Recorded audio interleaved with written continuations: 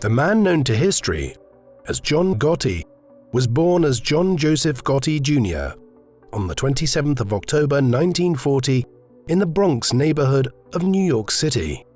His father was John Joseph Gotti Sr., a poor day laborer who struggled to maintain a huge family of 13 children. Many journalists during Gotti's infamous time at the top of the New York underworld claimed that John Gotti Sr. had come to America from the Naples region and was of Italian birth, but Gotti himself affirmed that his father was born in New Jersey. Gotti Sr.'s parents had come from a small village near Naples in southern Italy. The family surname is believed, according to legend, to have originated from the period of the fall of the Roman Empire, when both the Visigoths and Ostrogoths, two Germanic tribes, had invaded and settled in Italy at various times in the 5th century, the name Gotti stemming from Goths. It's a colorful and probably inaccurate interpretation, given that surnames did not proliferate across medieval Europe until the 12th and 13th centuries. Gotti's mother was Filomena Fanny di Carlo. John Jr. was their 5th child. Fanny decided her 5th child looked like her husband at birth, and they decided to name him after his father. Gotti's childhood was precarious. He later stated that his father rarely worked, didn't provide for the family, and that they spent their lives in poverty. This memory is largely inaccurate. John Sr. did work a wide number of jobs. However, the family was constantly short of the basic necessities, in part because of John Sr.'s gambling problem. It was an uncertain existence for the Gottis as a result. In the early 1950s, they relocated to Brooklyn. There, Gotti Jr. was involved with street gangs before he reached his teenage years. He evidently resented his upbringing and the poverty of it. In years to come, when the New York papers suggested that his father was an honest, hard-working man, he constantly corrected people, stating that his father was, quote, a bum.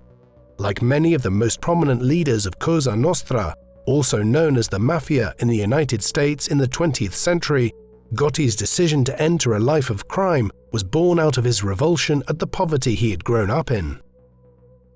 Gotti became involved in New York City's organized crime during what could be called a golden age for the Italian-American Mafia. The Sicilian Mafia, known as Cosa Nostra, our thing, had first emerged in the late 19th century in New York on the back of the influx of millions of Italians into the United States. It became the dominant force in the city's underworld from the 1920s onwards, as a result of the spiraling levels of criminality which followed from the prohibition of the sale and supply of alcohol in the country. By the time Prohibition ended in 1933, the Mafia was an organized nationwide entity, with crime families emerging in dozens of cities and holding interests in everything from the trade in narcotics and control of illegal gambling to an influential role in the labor unions and various other endeavors, some as seemingly pedestrian as control over waste disposal services and garment manufacturing. The mob's influence in New York and other cities was immense through the middle decades of the 20th century. As such, Gotti entered into a powerful organization when he became a soldier in the 1950s. However, it was also a period in which government efforts to investigate the full extent of Cosa Nostra's power across America and its activities in order to crack down on it. The 1950s and 1960s saw several U.S. Senate hearings on organized crime, as well as the prosecution and imprisonment of leading mafia figures like Frank Costello, Vito Genovese, the heads of the Luciano and Genovese crime families. Gotti's story is particularly tied to the Gambino crime family.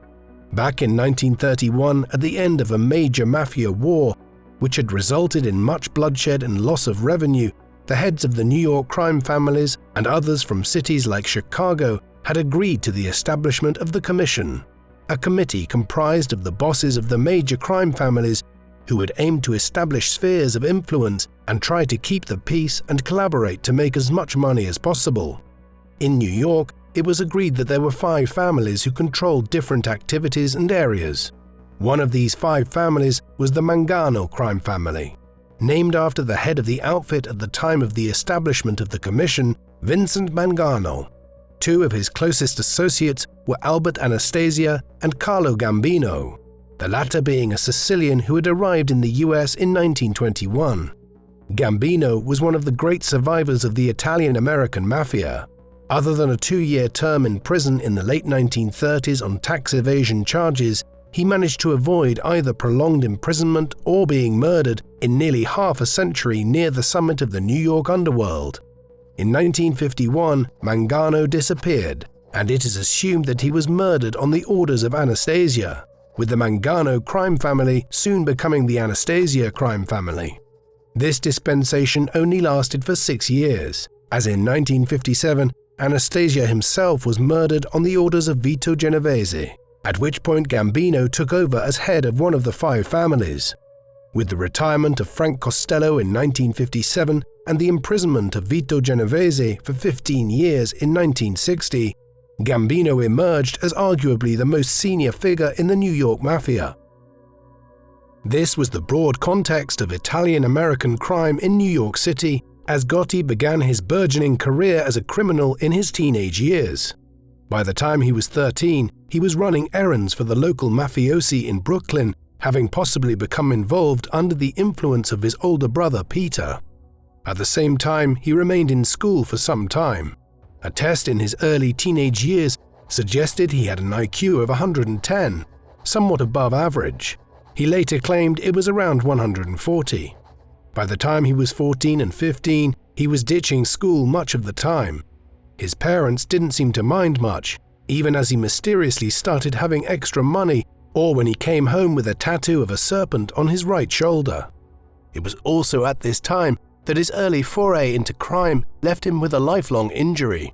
One day in New York, he and a bunch of his fellow teenage hoodlums were attempting to steal a portable cement mixer when it fell over and crushed the front of Gotti's foot.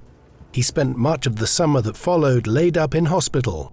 The injury resulted in lasting nerve damage, which caused Gotti to develop a new walk, whereby he constantly avoided placing pressure on the toes and the front of the damaged foot due to the pain it caused him. The result was effectively a limp, but Gotti fashioned it to make it look like a strut. In the late 1950s, as he entered his early adult years, Gotti emerged as the leader of a gang of young men who had grown up carrying out tasks for the local mafiosi. Some of the individuals who began working with him even at this early stage, like Angelo Ruggiero and Wilfred Willie Boy Johnson, would run with Gotti for many years to come. The personality of the crime family he would run in the 1980s in many ways reflected this. While the gangsters of the 1950s and 1960s had come of age back in the 1920s and 1930s and had a certain ethos around how to behave, Gotti and his allies never fully stopped being the gang of teenage hoodlums who grew up together in the 1950s. The outfit was known as the Fulton Rockaway Boys, named after the region of Brooklyn where they hailed from. Already at this time, Gotti was working with Carmine Fatico, a senior member of the Gambino crime family. He was, however, also clocking up criminal convictions. Between 1957 and 1961, he was arrested on 5 occasions. He managed on each occasion to either have the charges dropped or to have his lawyer plea bargain down to probation for what were minor arrests. At some point in August 1960, Gotti, still shy of his 20th birthday at the time, spent the night with Vittoria Di Giorgio. She was a girl he had first met back in 1958 and was of half Italian, half Russian Jewish descent, and was Gotti's on-again, off-again girlfriend for a time. A few months after spending the night together in August 1960, she informed John that she was pregnant. The child, named Angela, was born in April 1961. John and Victoria wouldn't get married until March 1962. Yet when they started their family, it led to a temporary hiatus in Gotti's budding criminal career. Under Victoria's influence, he attempted to become a legitimate citizen for a time, working variously as a delivery truck driver and pressing coats in a factory. None of these jobs stuck. By the mid-1960s, he and Victoria had 2 more children. His periodic forays back into criminal activities led to constant arguments, and for a time they separated. However, from 1966 or so onwards, As Gotti re-entered the criminal world full-time and began to earn a decent amount of money, things settled down and Victoria accepted how he was earning a living. Or it is possible that she learned not to ask too many questions about Gotti's work. Victoria in large part accepted John's illegal way of earning a living once he started making substantial amounts of money in the second half of the 1960s.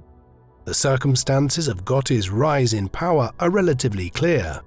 In the mid-1960s, his old mentor, Carmine Fatico, decided to move his operations out of East New York and into Queens, in a large part because of the demographic changes in New York City at the time, as the Italian identity of certain neighborhoods ended and new generations of migrants from other countries arrived in East New York.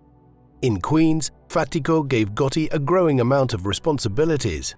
Their base of operations was Ozone Park, not far from Idlewild Airport, which had been recently renamed as John F. Kennedy International Airport.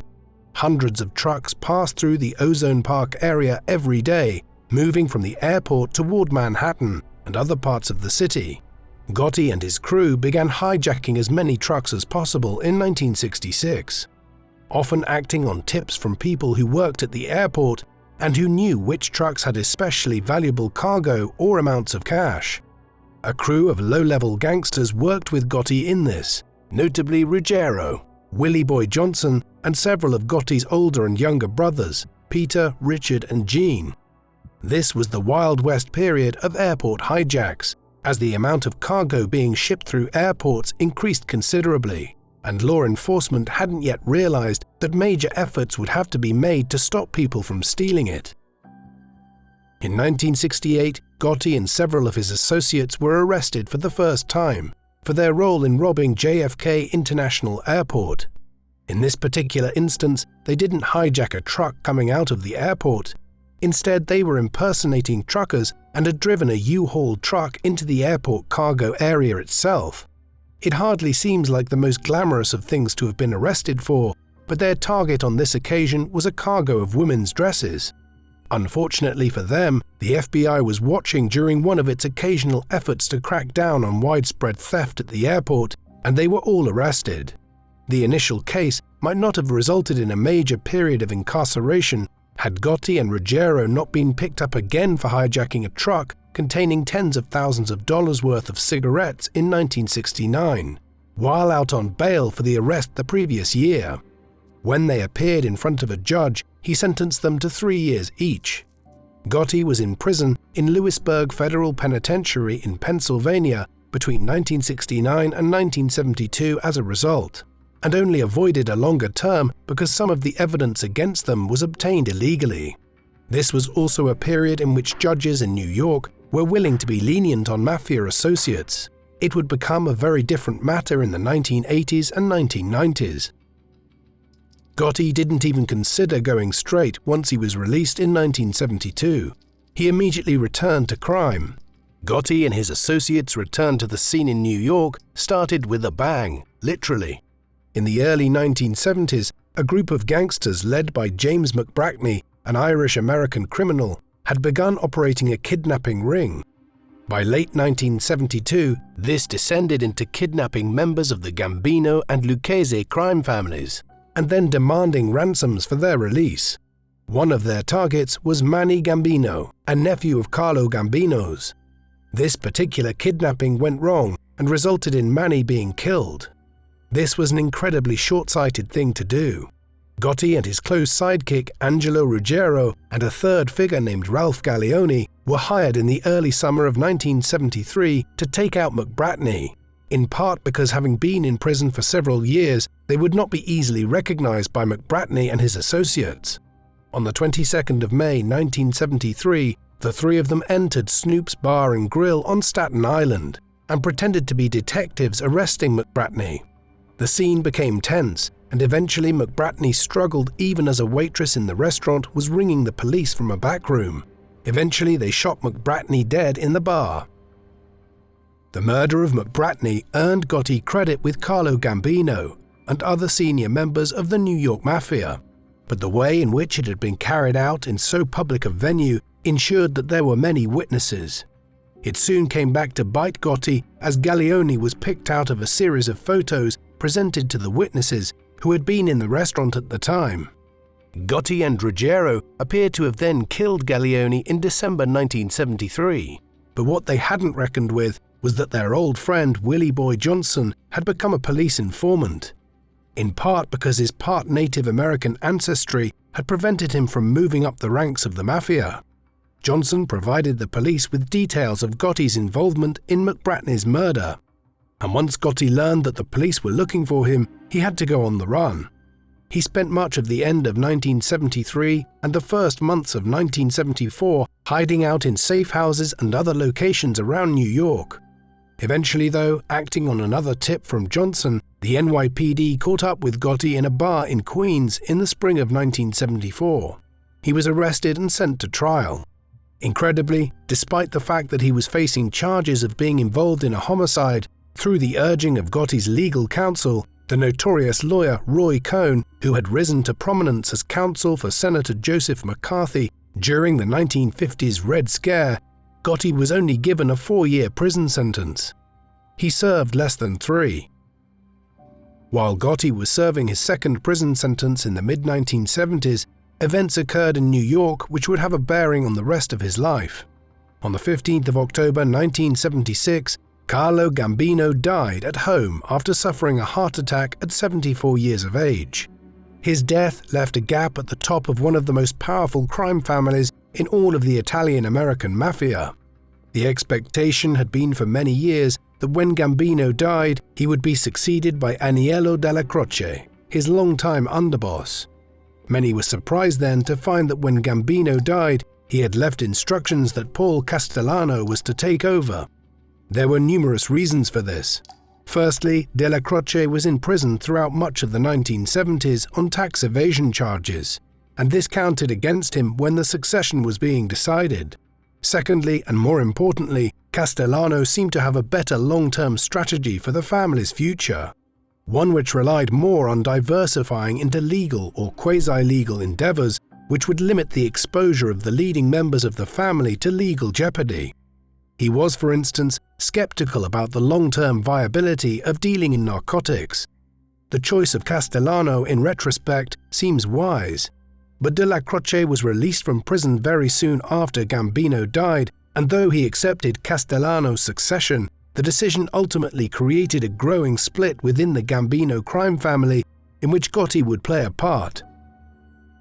Gotti was released from prison in the summer of 1977, just months after Castellano had succeeded Gambino. Despite later becoming mortal rivals, it was Castellano's accession which facilitated Gotti's promotion in the late 1970s. Gambino had kept anyone in his family becoming a made man, a fully initiated member of Cosa Nostra.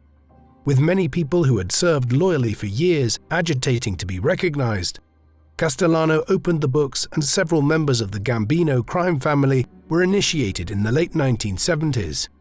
Gotti was amongst them, earning credit for having spent several years in prison for his part in overseeing the murder of McBratney.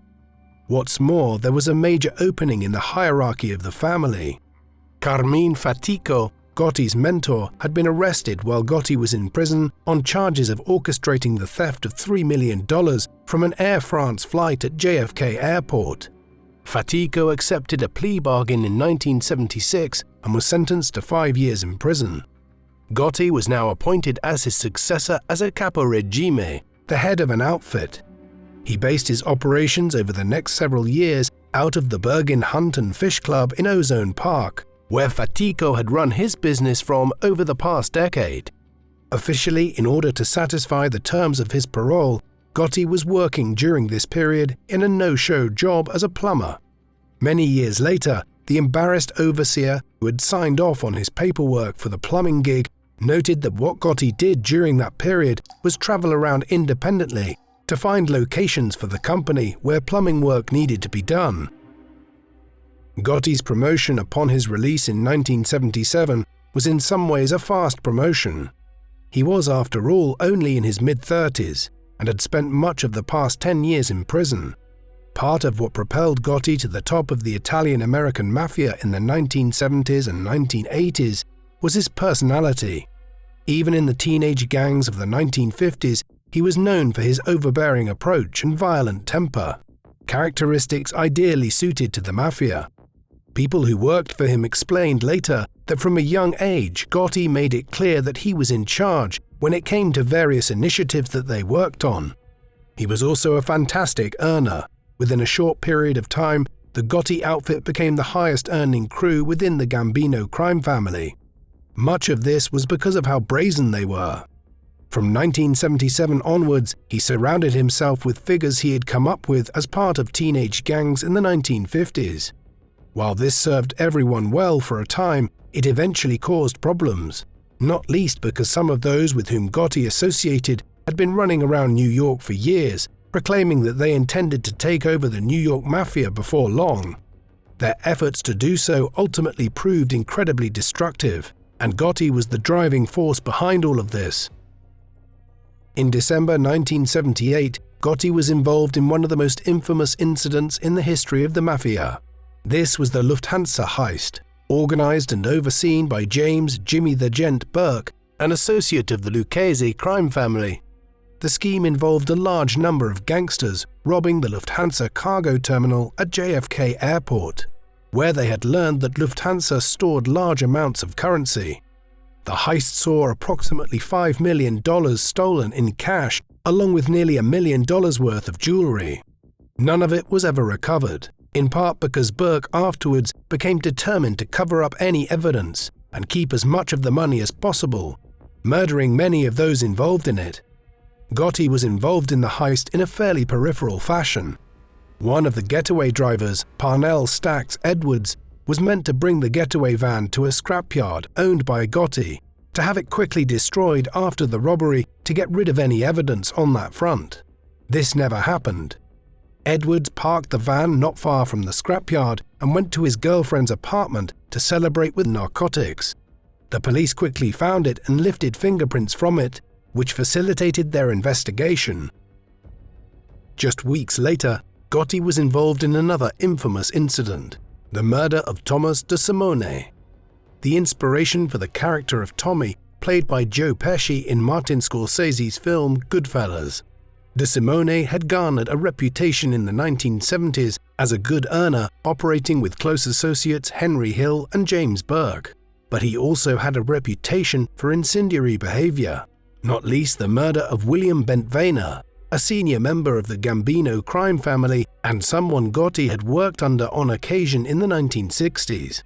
Bentvena's killing in 1970, shortly after he had been released from prison, was just the first of a number of questionable actions by an increasingly psychotic De Simone in the years that followed. One of these included the murder of Ronald Gerote, a close associate of Gotti's, in December 1974, while Gotti was in prison. This incident occurred after De Simone and Gerote feuded, after De Simone assaulted Gerote's sister while he was dating her. All of this led Gotti to act against De Simone in the late 1970s, after he became capo regime in the chaotic months following the Lufthansa heist.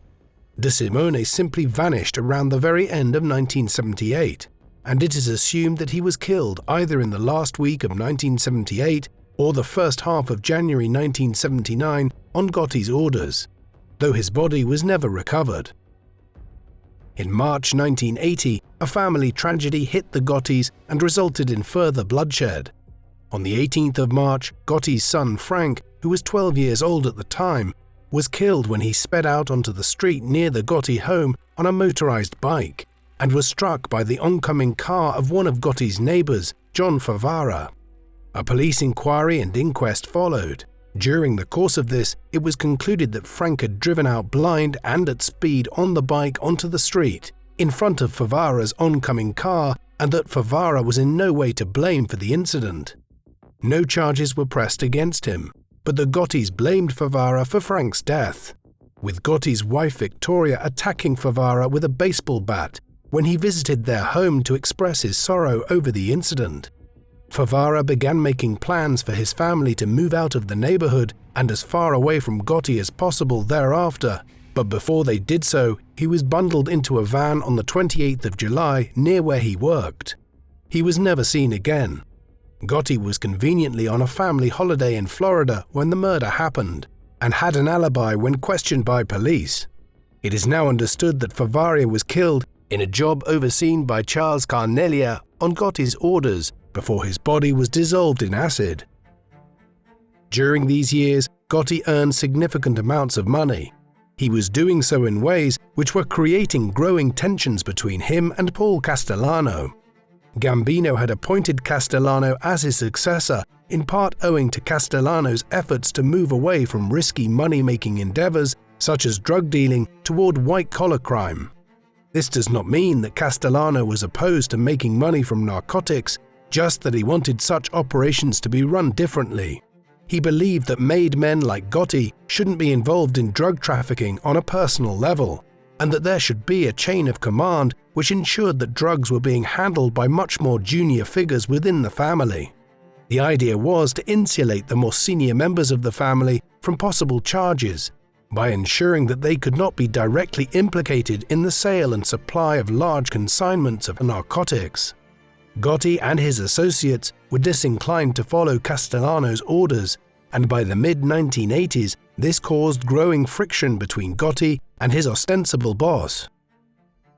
The rivalry between Gotti and Castellano in the 1980s was as much about personalities and management styles as anything else. Gotti was a street enforcer, an individual who earned respect from many Gambino crews for his ruthlessness, risk-taking, and willingness to get his hands dirty in order to earn as much money as possible. Gotti was known to gamble heavily, often as much as $30,000 in a night.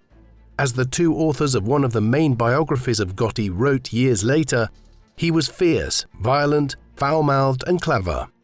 By way of contrast, Castellano became the epitome of a reclusive, almost paranoid mob boss in the early 1980s. At this time, he moved into a 17-room mansion which he had built on Todd Hill on Staten Island, one which was replete with an Olympic-sized swimming pool and elements of which were designed to mimic the exterior of the White House in Washington, D.C. There, Castellano was known to spend days or even weeks at a time cooped up, receiving guests in his silk dressing gown and slippers. Only a handful of close associates were able to visit him here, and he directed his family's business through them and them alone. This insulated Castellano from any potential investigations. Yet at the same time, his methods were seen as heavy-handed and aloof. In these circumstances, Gotti was increasingly viewed as the popular alternative boss who was actually active on the ground in New York and lived like many of those who worked under him. The growing rivalry between Gotti and Castellano was enormously exacerbated by the federal wiretapping of Angelo Ruggiero's home after the FBI were granted a wiretap order by the Department of Justice in November 1981. The wiretap was placed on the phone in Ruggiero's daughter's bedroom, a phone which he believed was safe to use. Over the next 2 years after the wiretap was installed, police recorded some of the most extraordinary phone calls ever captured by police authorities investigating the Italian-American mafia. Ruggiero broke every rule the mob had going, openly discussing gambling operations, racketeering, and loan sharking, and sometimes even drug trafficking on the phone. The evidence they collated was used in due course to obtain permission from the Department of Justice to install further wiretaps, including one in the home of Castellano himself, which was put in place by officers posing as cable company workers in the neighborhood. Eventually, the extent of the incriminating wiretaps became clear in 1984 and 1985. By then, Dellacroce, Ruggiero's cousin, had obtained a transcript through police insiders of the phone calls which had been recorded from the wiretap in Ruggiero's home. Castellano, who was arrested in 1984 on other charges and had numerous legal cases hanging over him, demanded the transcripts from Dellacroce.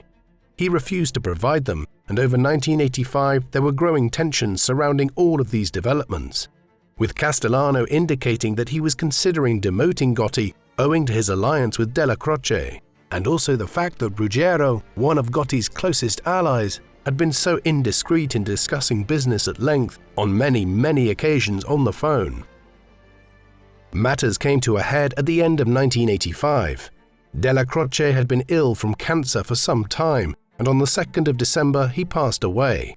Although there had been a rivalry between he and Castellano ever since Gambino died back in 1976, Dellacroce was an old-school mafiosi and adhered to the rules of succession. He broadly understood that war between people within the mafia did nothing except increase the likelihood of jail or death, and always impacted profits.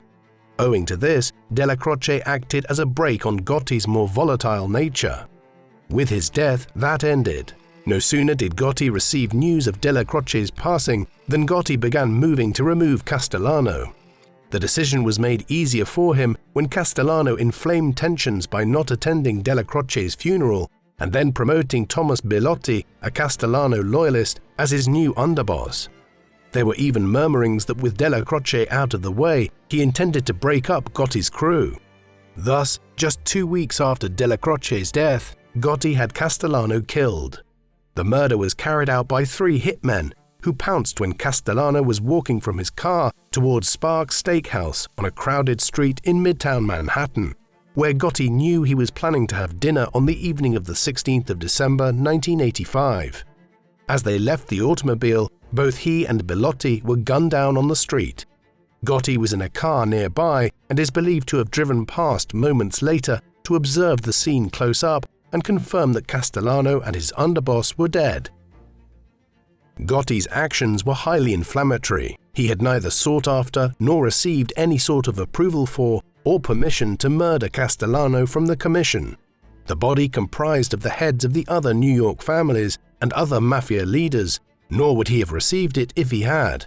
He had effectively gone rogue and violated one of the cardinal rules of the mafia, that major actions like this were only to be taken based on the consent of other leading figures. Nevertheless, there was no denying that he was also Castellano's clear successor. Hence, when a committee met days later, they appointed Gotti as interim head of the family. This decision was ratified in the middle of January 1986. Gotti appointed Frank DiCicco as his underboss. DiCicco was dead within months, killed in a car bomb explosion as a reprisal from Castellano loyalists, though no wider succession war ensued. Thereafter, Gotti appointed Joseph Armone as his new underboss, a Gambino family veteran who had first started working with the family in the 1930s when he was a teenager. The first years of Gotti's time as head of the Gambino crime family were mixed ones. The Gambino crime family, a sprawling organization with hundreds of individuals involved in its operations in narcotics, gambling, racketeering, and a wide array of other more pedestrian activities such as the control of waste management and various trades such as plumbing unions, had an estimated annual income of upwards of $500 million. A large chunk of this came to the man at the top, and Gotti made millions of dollars every year. But these were also difficult times. When he was confirmed as boss in January 1986, many of the senior and middling members of the family were facing prosecution on a wide range of different crimes, some of which stemmed from drug charges at a time when the drug epidemic was leading to a steep rise in convictions and sentences, while others stemmed from the fallout from the Ruggiero wiretaps. In short, it was a time for diplomatic moves and subtlety to try to reorientate the family in a way which would minimize its legal exposure. Gotti did just the opposite. Much of Gotti's downfall stemmed from his flamboyant public persona and the way he courted notoriety. As early as the final weeks of 1985 and the first weeks of 1986, Gotti was already acquiring a growing public profile as New York's newspapers reported on the murder of Paul Castellano and the fact that Gotti had been responsible for it. He was rarely out of the newspapers for the next 7 years thereafter. A snappy dresser, he was regularly seen at some of New York's most upmarket restaurants and bars, and whenever cameras were around, he winked at them and played things up, never acting camera-shy like many an old-school mafia don. His public notoriety was augmented by the fact that the American public was increasingly obsessed with gangsters and crime lords, making Gotti a good story for numerous papers. Over time, he acquired the reputation of the Dapper Don around New York, in reference to his dress sense and being regularly photographed. Others weren't impressed. An old associate of his, John Elite, later stated, "He did everything loud, brazen, not intelligently. When people talk about the hit of Paul Castellano, I say it was the dumbest thing that was ever done in history. From the very inception as leader of the Gambino crime family, police and prosecutors in New York and federal officials were anxious to bring Gotti down. This was the height of the drug war in the United States, leading many US officials to take a militarized approach to narcotics arrests. Frustrating for many officials was the openness with which the Gambino crime family engaged in the narcotics trade under Gotti, in contrast to Castellano. This flamboyancy placed a large target on Gotti's organization.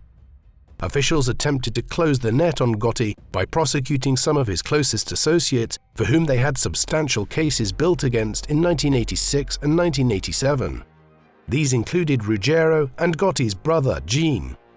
Ruggiero was eventually convicted, though he spent little time behind bars as he was terminally ill with lung cancer by the late 1980s and eventually died in December 1989. In the final stages of his life, Gotti refused to visit him in hospital, furious that his childhood friend had brought down so many complications and difficulties on him through his careless actions during the period when his phone was wiretapped between 1982 and 1984. Gotti was also brought in front of several judges and juries during these years. In 1986, he was brought in on a racketeering charge. He managed to undermine the case by paying a bribe of $60,000 to one of the jurors, George Pape. He also undermined the prosecution's case by claiming that most of its key witnesses were people who had been arrested themselves and were desperately trying to avoid prison by inventing claims against Gotti. Gotti was acquitted in March 1987. He was picked up again in early 1989 by ordering an assault shortly after he became the head of the Gambino family on John O'Connor, a local union leader who was involved in low-level organized crime himself. Gotti jokingly offered the police 3-to-1 odds that he would beat the case, as he sat in the back of their car after being arrested. The case was subsequently elevated to 6 different assault charges and 1 charge of conspiracy. Gotti managed to beat all of them when the case came to a conclusion in February 1990. These were high-profile trials that commanded a large media presence. During the trials, Gotti played up to the cameras when entering and leaving court. As a result of his showmanship and the continued acquittals, the media began to refer to him as the Teflon Don, a name used to indicate that criminal charges never seemed to stick to him. Papers even noted that when he had gone to prison many years earlier, he had received remarkably lenient sentences, serving just over 2 years for his role in the murder of McBratney back in 1973. Yet this only told half the story. Gotti was often refused bail, and for all that he beat the cases in the late 1980s and early 1990s, he spent a significant amount of time in jail awaiting trial. Even a Teflon frying pan will eventually lose its seal and start sticking to things given enough effort and time. What changed matters for Gotti was the shrinking circle of people he could trust, as many of his closest allies ended up being convicted or died. Gotti also continued to be reckless. Beginning in 1988, he had begun holding meetings once a week at the Ravenite Social Club in Little Italy, a venue taken over by Carlo Gambino in the 1950s, which mafiosi had frequented in New York going back to the 1920s. Gotti used an apartment upstairs for meetings. The FBI were able to successfully plant bugs in numerous places at the Ravenite in the late 1980s, including the upstairs apartment, a hallway, and by the bar. From these bugs, the FBI began capturing evidence to use against Gotti and his closest allies. In December 1990, the FBI raided the venue, arresting Gotti, his new underboss, Sammy Gravano, and several others. As Gravano realized in the period that followed that federal and state prosecutors had extensive evidence against him, he began to consider turning state's witness.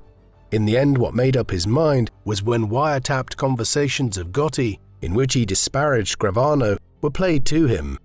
Thus, with Gravano lending extra weight to their case, a stack of other witnesses and numerous charges, the government once again went after Gotti in 1991.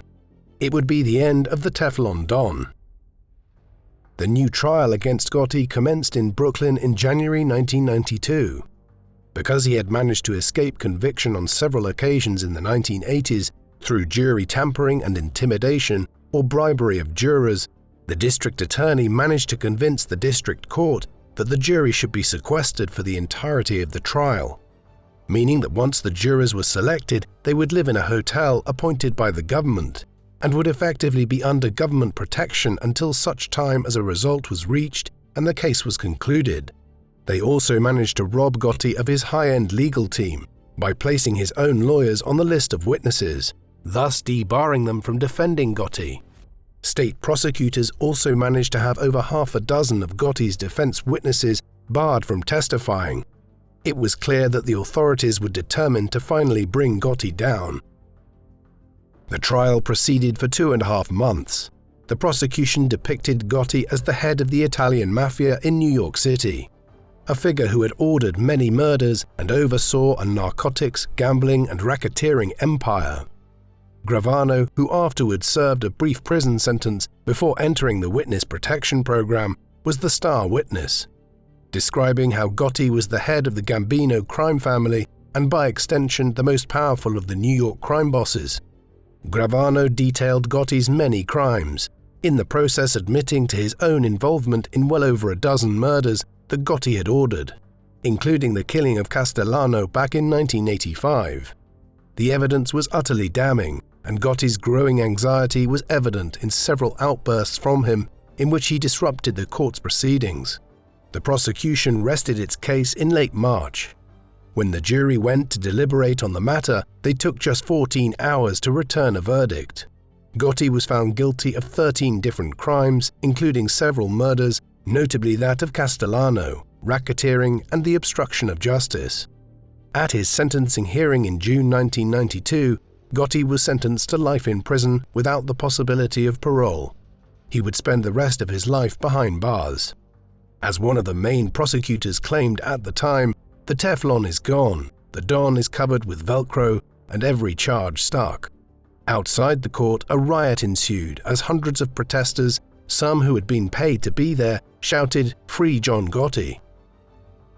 Gotti was sent to serve his sentence at the United States Penitentiary at Marion, Illinois.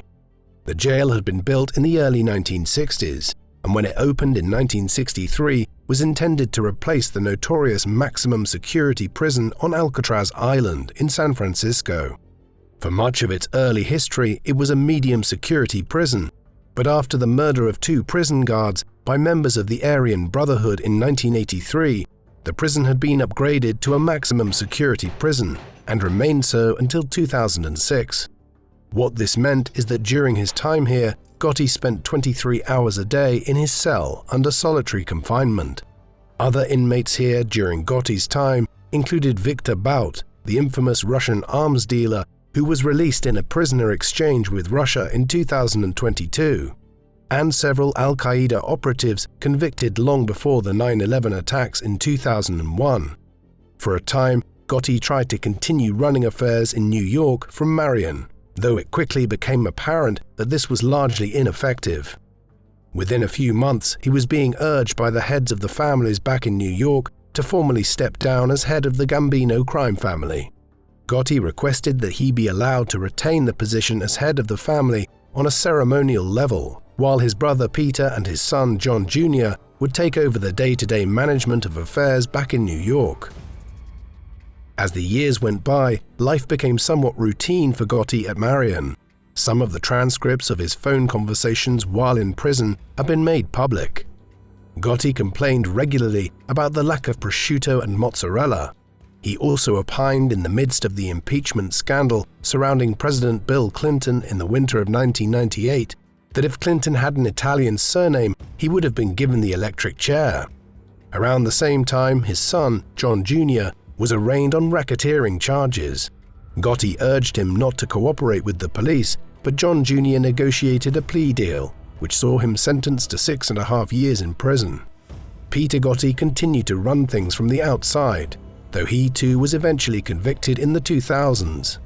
Since then, the acting heads of the Gambino crime family have been Domenico Cefalu, a Sicilian-born mobster, and Frankie Boy Carli, who was killed in 2019. Meanwhile, in prison, Gotti's fall from grace was epitomized in 1996 when he was assaulted in prison by another inmate, by the name of Walter Johnson. Despite his efforts to pay the Aryan Brotherhood to kill Johnson, the offender was ultimately moved to another prison before anything happened. 1998 was a bad year for Gotti. John Jr. was sentenced, and Gotti's wife Victoria told him she would file for divorce if he didn't make it clear that John Jr. was to leave the criminal world behind once he had served his sentence. He did so, and John Jr. did indeed end his role with the mafia when he was released from prison in the mid-2000s. His father wouldn't be around to see this. It was also in 1998 that Gotti, a lifelong smoker, was first diagnosed with throat cancer. He was transferred to a medical prison in Springfield, Missouri, ironically the same place where Vito Genovese, the head of the Genovese crime family, had been sent to serve out the remainder of his life in prison 30 years earlier. There, the tumor was removed and Gotti returned to Illinois. However, the cancer returned in 2000, and Gotti was sent back to Missouri again.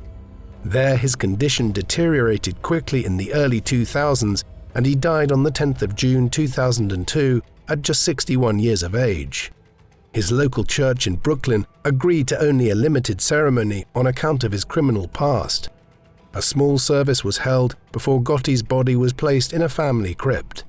The mafia presence at the funeral was extremely limited, in part because by the time he died in 2002, over half of the made men and senior members of the Gambino crime family were in prison as a result of the wave of prosecutions and convictions which began around the time Gotti took over in the mid-1980s. The period after Gotti was incarcerated and since his death in prison has seen a dramatic decline in the power of the Italian-American mafia in New York City and across the United States. The factors involved in this demise are numerous. Firstly, America's major cities have become far less lawless, with crime declining in tandem, including the activities of the mafia. Some of this is owing to the militarization of the police in America as a result of the war on drugs and increased prison sentences for narcotics charges and other crimes. The ties between the political world and organized crime, such as the Italian-American mafia, have also all but disappeared in recent decades. In many ways, as lobbying in Washington, D.C. has replaced the sort of local clientage which characterized politics in a city like New York in earlier years. The changing nature of crime has also played a role, with cybercrime replacing many of the mafia's traditional fields of activity.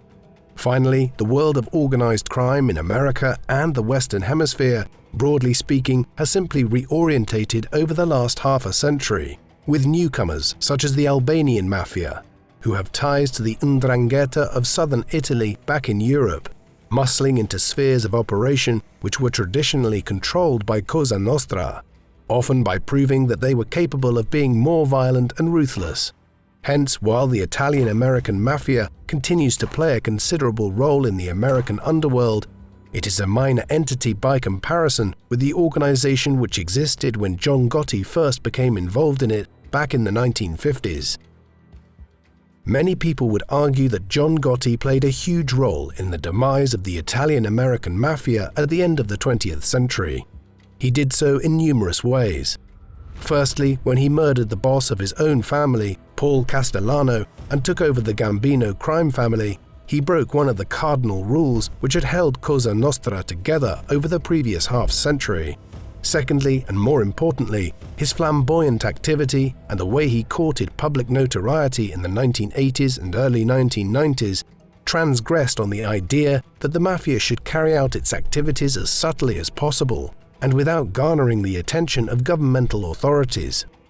As he courted public attention in this way, increased resources were deployed to combat the mafia in New York, leading to his own eventual downfall and a great many other members of the five families of New York. As Anthony Salvatore Casso, the underboss of the Lucchese crime family, who was himself arrested in 1993 and eventually sentenced to 455 years in prison, stated, "What John Gotti did was the beginning of the end of Cosa Nostra." It's hard to disagree that he didn't contribute massively to it. What do you think of John Gotti? Was he responsible for a major decline in the power of the Italian-American mafia through his flamboyant and incendiary behavior? Please let us know in the comment section. And in the meantime, thank you very much for watching.